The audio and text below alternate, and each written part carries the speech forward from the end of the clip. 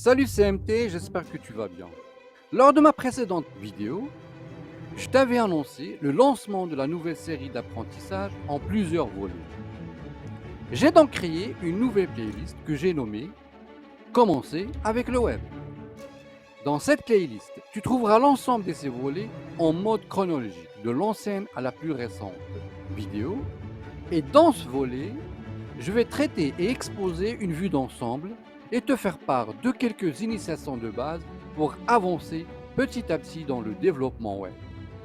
Installer les outils de base. Les outils, il y en a beaucoup qui sont disponibles pour construire un site web. Si tu es un débutant, tu seras peut-être perturbé par la quantité d'éditeurs de code ou encore d'outils de test disponibles.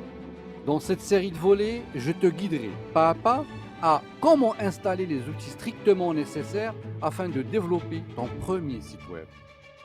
Quel sera l'aspect de ton site? Avant de commencer à créer ou rédiger les codes de ton site web, il va falloir le concevoir, c'est-à-dire imaginer et se faire une idée et une image globale de ta préface. Comment ça? De quoi je parle? Je parle de l'aspect et de l'info que tu veux transmettre à travers ton site. Du coup, quel sera le message que tu vas mettre en avant? Quel sera le style des caractères? Et quelle couleur vas-tu utiliser? Et bien d'autres questions qu'il va falloir éclaircir toi-même. Pour cela, je te dévoilerai une méthode simple et efficace pour planifier au mieux le contenu et la conception de ton futur site web. Gestion des fichiers. Il faut noter qu'un site web contient plusieurs fichiers. Je parle des types de fichiers, tels que les textes, les codes, les feuilles de style, multimédia et bien plus encore.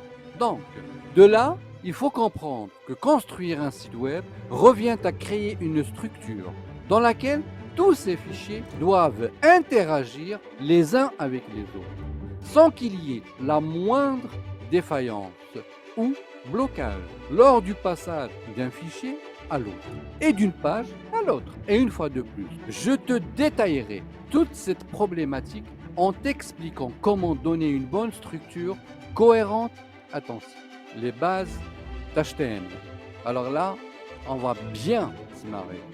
L'HTML, à quoi ça correspond?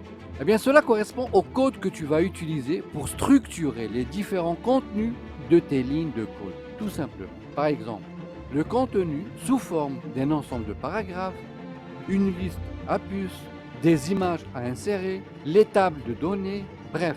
Je te donnerai toutes les informations nécessaires pour que tu te familiarises au mieux avec le langage HTML. Le CSS, les bases. Bon, déjà le CSS signifie quoi? En français, feuille de style en cascade. C'est là où on va mettre des lignes de code pour donner la mise en forme de notre site web. Tout simplement.